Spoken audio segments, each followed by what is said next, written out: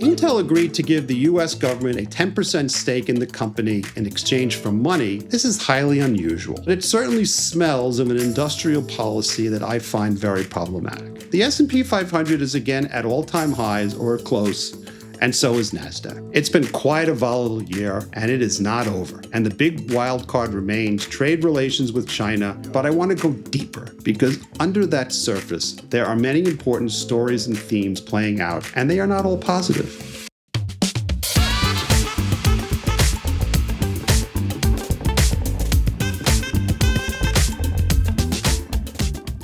Hi, this is Steve Eisman, and welcome to another edition of The Weekly Wrap.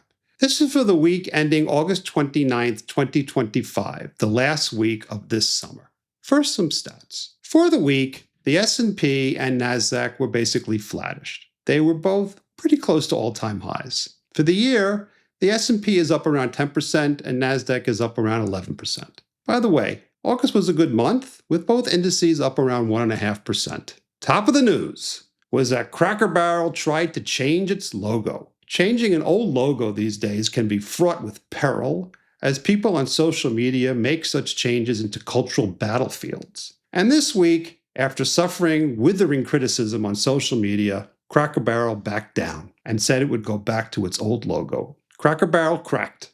Now, Cracker Barrel is a public company, but it only has a market cap of $1.4 billion. So why did I bring this up? Just so I could say, Cracker Barrel cracked. Sometimes it's the small things in life that make you happy. Moving on. There was some very important Fed news this week. Last week, Bill Pulte, the head of the Federal Housing Finance Agency, aka FHFA, the regulator of Fannie Mae and Freddie Mac, accused Fed Governor Lisa Cook of mortgage fraud. He alleged that she falsified records to obtain favorable terms on mortgages. Specifically, Pulte posted images of Cook's signature that appeared to show that Cook improperly designated both a condominium in Atlanta and a home in Ann Arbor, Michigan, as her primary residence when taking out loans. And on Thursday night, he added a second criminal referral alleging that Cook took out a mortgage loan in Cambridge, Mass., where she claimed it was a second home, but was actually an investment property.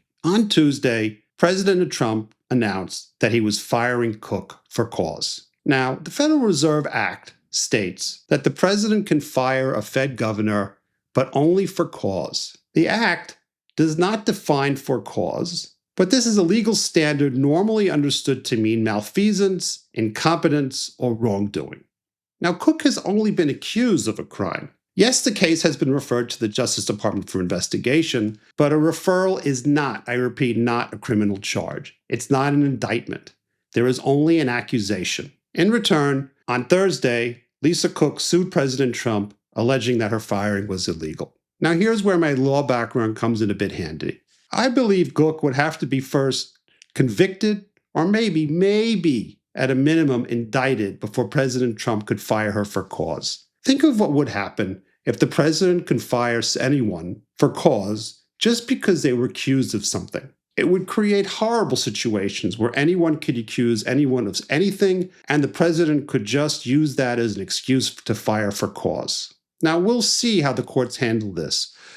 But in my view, the case for firing for cause really does not exist. For the president to be able to fire her right now, before she is convicted, he would have to get the Supreme Court to rule that restricting his right to fire only for cause is an unconstitutional infringement on executive power. Now, over the last several years, the Supreme Court has ruled with respect to agencies like the Consumer Financial Protection Bureau that restricting the president's authority to fire only for cause is an unconstitutional infringement on executive power. However, in a recent ruling, the court seemed to carve out the Fed as an exception to this concept. Now, if instead the Supreme Court ruled that the for cause clause in the law about the Fed was unconstitutional, and that the president could fire any member of the Fed for any reason, then that would destroy Fed independence forever.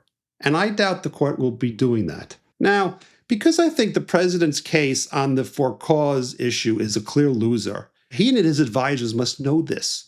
So what is the point of it?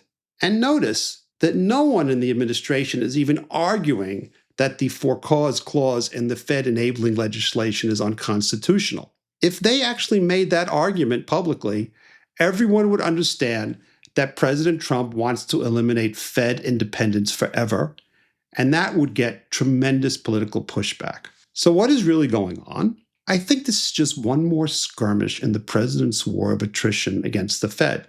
He wants the Fed to lower rates, and he will keep pounding the Fed in any way he can until he gets what he wants. In other news, Intel agreed to give the US government a 10% stake in the company in exchange for money that has already been allocated to it via the CHIPS Act, which was passed by President Biden. This is highly unusual. The last time something like this happened was when the US government took an equity position in General Motors in exchange for bailing it out because of the financial crisis. But the Obama administration sold out of its equity stake relatively quickly. Still, precedent is precedent, and Secretary of Commerce Lutnick stated that the administration wants to do more of these deals. Now, you may like this policy or not, but it certainly smells of an industrial policy that I find very problematic. How are conservatives going to feel when a Democratic administration does something similar and uses its equity position to steer companies towards its left-wing agenda? I just find it kind of amusing that if President Biden had done this, the Republicans would have screamed against such an industrial policy. But because President Trump is doing it, Republicans are silent, and so are most Democrats. And not just quiet. Senator Bernie Sanders applauded the move, which should tell you something. And the last piece of important news this week was that NVIDIA finally reported Wednesday night. There was endless commentary about NVIDIA's results, but in the end, there are only a few things that really matter in my view. Adjusted earnings per share was $1.05 versus 68 cents last year and versus the estimate of $1.01, so a small beat. Total revenue was $46.7 billion for the quarter versus $30.4 billion last year, which is 56% growth, and versus the revenue estimate of $46.1 billion, so also a small beat. Now, 56 total revenue growth for a company whose market cap is more than $4 trillion is a crazy nutso statistic. But the stock was down around 3% after hours. Why? The all-important data center revenue was $41.1 billion, which is also 56% growth. But it missed a consensus of $41.3 billion, so an itty-bitty miss. But in the end, the 56% total revenue and data center revenue growth are what's really important and indicate that the AI story continues. So that's the week and the summer. So I'd like to turn now to something much broader. It's the end of the summer, and I think it's a good time to take stock of the year so far. So much has happened. The year began with a nice rally as investors were positive on many of the announced policies of the new administration. In late February, things turned sour as President Trump announced his tariff plans, and fears of both a trade war and a recession became prevalent. By April 9th, the S&P 500 had declined 16% from its high, and NASDAQ was down even more. But thereafter, the market rallied hard. Fears of recession subsided with 1Q earnings season, and President Trump began to cut favorable trade deals. The S&P 500 is again at all-time highs or close, and so is NASDAQ. It's been quite a volatile year, and it is not over. And the big wild card remains trade relations with China, and we will just have to see how that goes. And that's the obvious story for the year. It's the one you hear most often discussed on business news. But I want to go deeper because under that surface, there are many important stories and themes playing out, and they are not all positive. So let's start with this table, which shows year-to-date performance of the S&P 500 as of Thursday, August 28th, 2025, and tables showing the performance of each of the 11 sectors of the S&P as of August 28th, 2025. Remember that the S&P 500 is up around 10% for the year. And note that the performance stats for all these indices are calculated on a weighted average basis, meaning that the larger companies have an outsized impact on the index's performance. I'm also going to read out most of these numbers so that the audio listeners can also have a clear understanding of what's going on.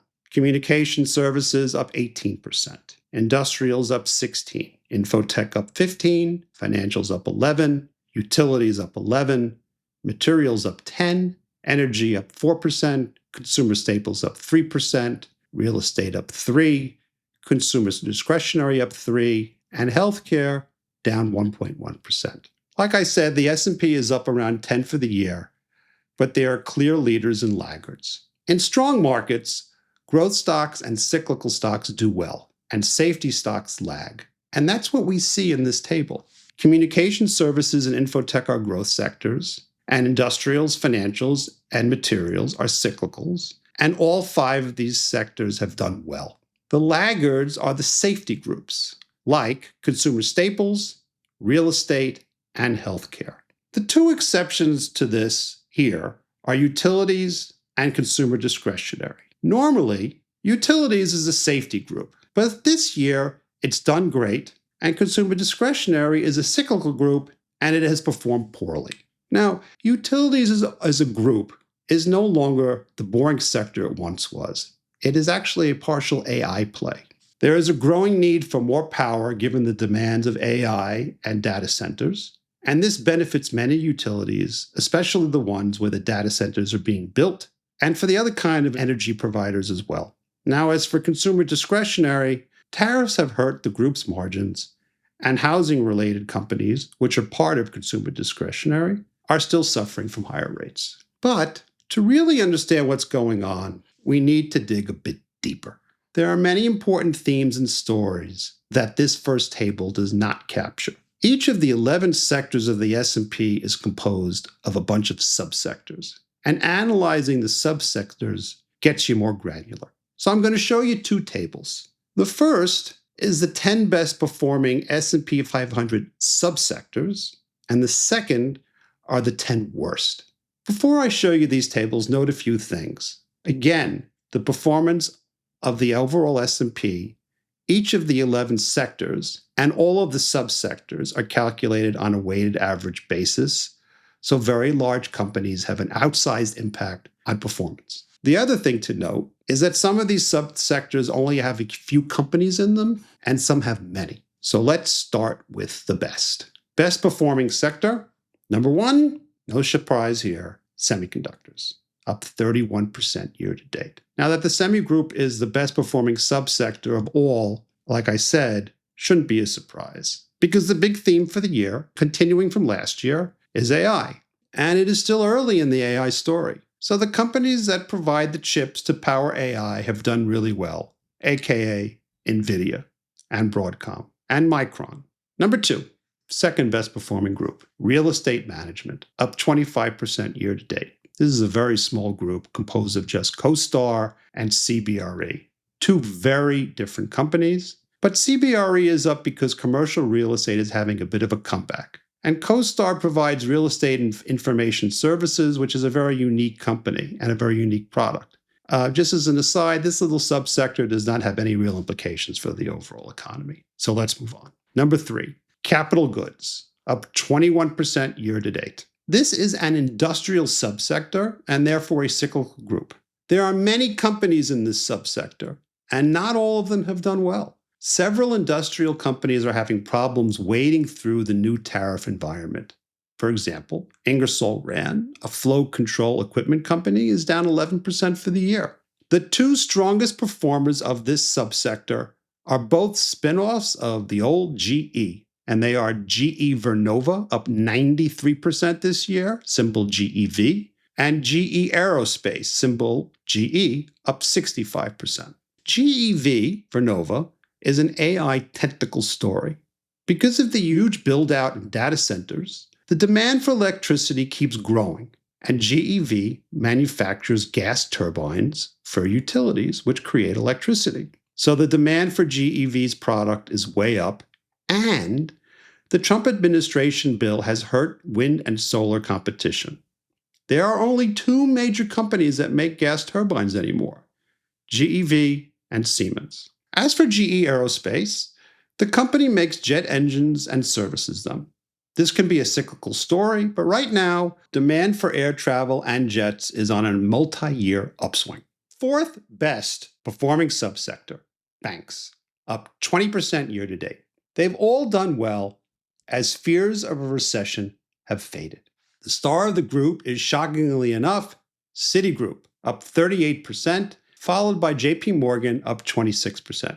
Citi is finally valued at tangible book value for the first time since the crisis. Nice job, CEO Jane Fraser. Number 5, media and entertainment, up 18% year to date, led by Netflix, up 38%, TKO up 34%, Live Nation up 29%, and Meta up 28%. But there were some negative performers, like Comcast, down 11%, and Charter, down a whopping 23%. Now, I've spoken about Comcast and Charter before, but to repeat, cord cutting is still hurting them, and they are even losing broadband customers. Number 6, telecom services, up 17% year to date. This is a small group composed of just AT&T, T-Mobile, and Verizon. All had decent quarters, but AT&T and Verizon have really done nothing for years. And I still think the basic story favoring T-Mobile holds, that T-Mobile has the least expensive and best network in the industry, and that it continues to take share from its two competitors. But year to date, AT&T is outperforming for once. AT&T is up 27%, T-Mobile's up 14%, and Verizon is up 10%. Number 7, software and software services, up 14% year to date. Now, in some ways, what's happening within this group is perhaps the most interesting story of the entire year. And the fact that this subsector is up a nice 14% hides what's going on underneath the surface. So let's dig a little. This is a big group with many winners and losers. Winners year to date are Palantir, up 100%, and Oracle, up 44%, with Microsoft thrown in, up 21%. The winners within this group are almost all AI plays in one way or another, but many traditional software stocks have performed horribly. And here are some. Gartner, down 49%. Accenture, down 27%. Salesforce, down 24%. Akamai, down 18%. ServiceNow, down 12%. These are iconic names. Here we see that AI has begun to create losers. And those losers, investors fear, are some of the great software companies. So let me spend a little bit of time here. Software companies have great business models. They charge a monthly or quarterly or annual fee for their services. So they generally don't sell the software up front, but charge a subscription fee. This is called SaaS, software as a subscription model, and investors love it, partially because it makes it easy for analysts to model the future growth of these companies. And partially because of this subscription, software companies have created enormous moats around their businesses. But AI, it is feared, is potentially a threat. Because of AI, the cost of creating software appears to be plummeting. New companies are emerging that charge much less, and so the moats around the traditional companies don't seem quite so moaty, at least not anymore. That is why iconic software companies like Salesforce, Adobe, Akamai, and ServiceNow are down for the year.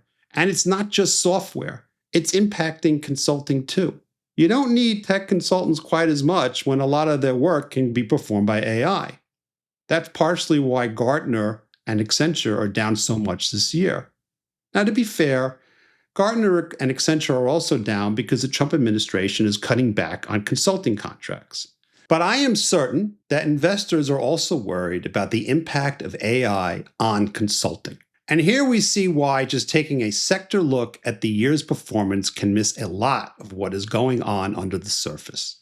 Infotech is the third best performing sector for the year. Software and software services is the seventh best performing subsector. But within this subsector, there are major winners and losers. 8, utilities, up 11% year to date, as I said before. Now, this group used to be a typical safety group, like I said, steady Eddie earnings with a nice dividend. Kind of boring, but no longer. Partially because of AI, the creation of more and more data centers, and the resulting increase in electricity demand, utilities have come to have a nice growth component to them. This year, the group is led by NRG Energy, Constellation, and Vistra. Constellation, by the way, is a partial nuclear play. Laggards are Nextera, flat for the year because of its exposure, which is quite large, to wind and solar.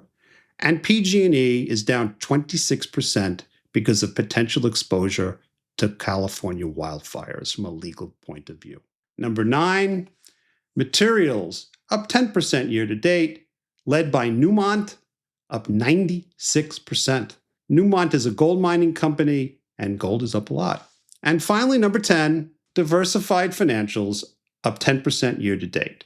Now, this subsector is composed of large banks, investment banks, payment companies, and asset managers. It's quite a hodgepodge. But the group is largely a cyclical financial play, and those have done well. So Goldman, for example, is up 31% this year. And now a table of the worst performing subsectors. Now, many of these poor performing subsectors are composed of safety stocks, which investors tend to avoid during a bull market. Number 1, food staples and food retail, up 4% this year. This is also a safety group. It only has 8 stocks here, and 7 of them were up for the year. But Target is down 28% for the year, and that dragged the group down. Now, Target is just having multiple problems, and it just hired a new CEO who is an insider, and investors wanted an outsider. Number 2, energy. Sector is also up 4% when oil prices are down for the year. So you can't expect better than that. And this sector is dominated by large oil companies, and oil company stocks tend to swing with the price of oil. Number 3, insurance, up only 3% year to date. Now, nothing really fundamentally wrong here. It's just that within financials, insurance is viewed as a safety subgroup, and banks are the go-go cyclical group. So as fears of recession faded this year, banks were bought and insurance was sold. Number 4, equity real estate, up only 1.5% year to date. Now, this is a REIT group, real estate investment trusts, but REITs are diverse. So Welltower and American Tower are up 33% and 10% year to date after having done nothing for years. The weak stocks are residential real estate REITs like Avalon Bay, which is down 12% out of fear about housing in general, and also Equinix is down 17%. Now, it's kind of odd that Equinix is down 17% for the year, and its chief public competitor, Digital Realty, is down 5%. Both companies are REITs and build and own the buildings that house data centers, but they do not operate the data centers. But in theory, they should be closet AI plays and should be up. CoreWeave, for example, which is not a REIT, manages AI data centers. It went public at the end of March of this year at $40 and is now $101. So why are these two REITs, Equinix and Digital Realty, down? Because they are REITs. They don't retain capital. So when they need to increase their CapEx to build more data center buildings, they generally raise capital by selling stock. Now, investors in this group, I think, are kind of finicky. They like the growth dynamics, but they are never too happy when CapEx goes up more than expected, and therefore there is pressure on cash flow. And that's what's happening now.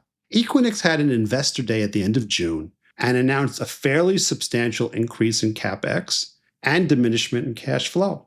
Now, prior to meeting, the stock was around 900, and now it's below 800. Number 5, consumer durables and apparel, up 1.5% year to date. Only 12 stocks here. Some good ones like Tapestry are up 57%, but the group is weighed down by Deckers Outdoor, which is down 42%, which is housing related, and Lululemon down 46%. Lulu is just having problems. Number 6, pharma, biotech, and life sciences, down slightly for the year. There are a few winners like Gilead, which is up 22%, and Johnson & Johnson is up 21%. But Moderna is down 41% as the Trump administration is not positive on vaccines, and Moderna has not come up with any new drugs. Regeneron is down 19%, and Bristol Myers is down 17%. This subsector is under a lot of political pressure. President Trump has made clear that he dislikes the fact that Americans pay more for drugs than any other country and are, in effect, subsidizing other countries. He wants lower prices, and he has proposed that the US receive the lowest prices instead of the highest. Now, he started with proposing this for Medicaid and Medicare, but he has designs on the private sector as well. And because of this political pressure, drug-related companies have performed poorly. Number 7, healthcare equipment and services. This group is down 2% year to date. Now, there have been some big winners like CVS, which is up 61%, and IDEX Labs up 56%. But that masks the absolute carnage in managed care with United Healthcare, Molina, and Centene down 40 to 53%. Wow. What's happening? The surface explanation is that healthcare costs are rising and health insurance companies are having problems with these rising costs. And that's true. But the complete story is actually a lot more complicated and interesting than that. And I'm not going to go into it because it would take quite a while to explain. But I am going to have a guest very soon to discuss this entire topic. Number 8, tech hardware and equipment, down 1% year to date. Now, most of this subsector is doing well. Many of these companies are benefiting from the AI revolution as equipment of all types is needed in these new data centers. So Seagate is up 100%. Western Digital is up 82%. And Amphenol is up 61%. But Apple is down high single digits. And calculating this subsector's performance is, again, a weighted average calculation.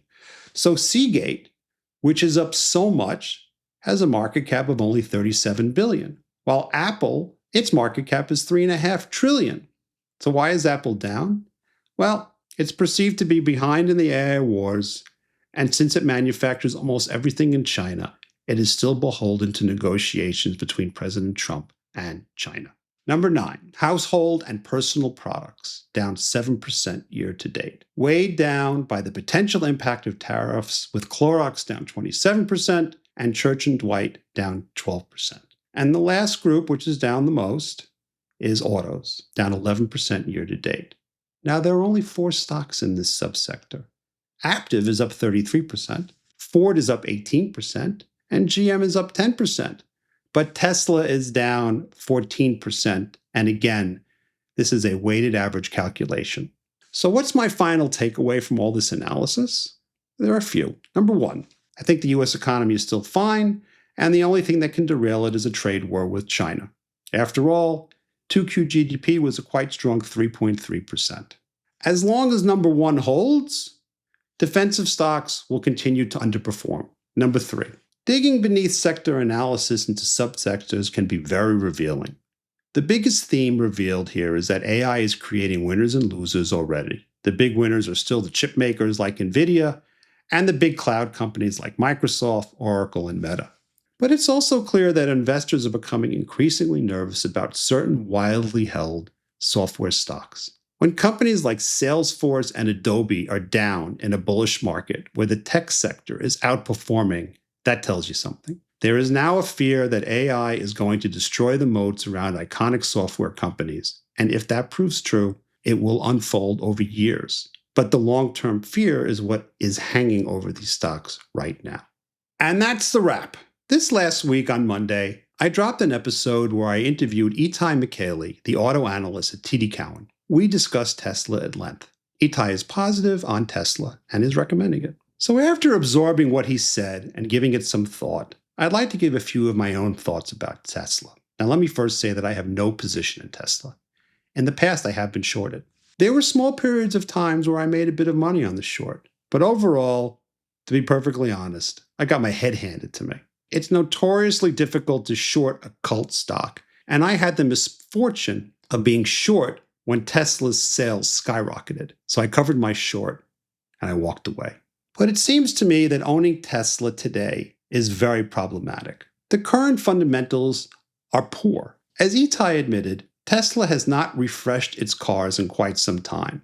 and the product is looking stale, and that is impacting sales. On Thursday, it was announced that July sales for Tesla in Europe were down 40% for the month, year over year, while the Chinese EV company BYD was up over 200%. So in July, Tesla sold 8,837 cars in Europe, down from 14,769. By contrast, BYD sold 13,503 EVs versus 4,151 last year. So BYD outsold Tesla in July.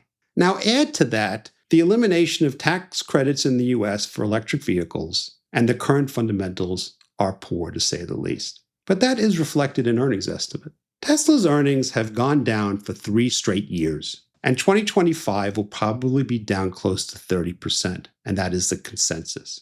Now, if you look a few years back, Tesla's peak earnings were $4.07 in 2022. And since then, earnings have gone straight down each year. And the consensus estimate for 2025 is $1.74, down almost 60% from the 2022 peak. And yet, the stock holds up. It's down this year, but it's flat since the spring of 2022.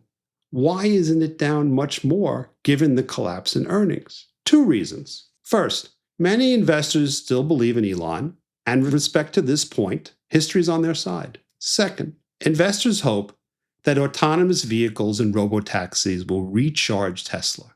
And here is where I have skepticism. First, I do believe that Tesla has suffered damage to the brand because of Elon's involvement in politics. But more importantly, even Itai admitted that Waymo's robotaxi product is more robust than Tesla's. Tesla only utilizes cameras, and Waymo uses far more than just cameras. Waymo has a belt and suspenders strategy, and Tesla has a less expensive but perhaps less safe product. Itai admitted that at least at this point, Tesla's robotaxi will be confined to less populated areas. But populated cities are where the money is. And right now, Tesla is far behind, and Waymo is ahead. As of late mid-2025, Waymo has weekly ridership of more than 250,000. That's completely autonomous without a safety driver in the front seat. As of August 2025, Tesla's autonomous ride-hailing service is extremely limited. Until Tesla can show that its AV robotaxi product is as good or nearly as good as Waymo's and can operate anywhere, I just don't see how Tesla can meet the expectations the bulls have set for it. So I remain on the sidelines.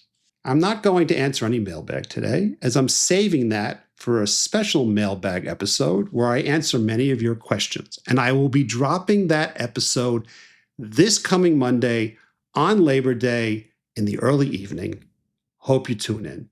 If you haven't already, please consider subscribing to our YouTube channel so you can receive these weekly wraps along with our podcast and the financial literacy masterclasses, which we will be releasing soon. Subscribing is the best way to help the channel, and we greatly appreciate your support.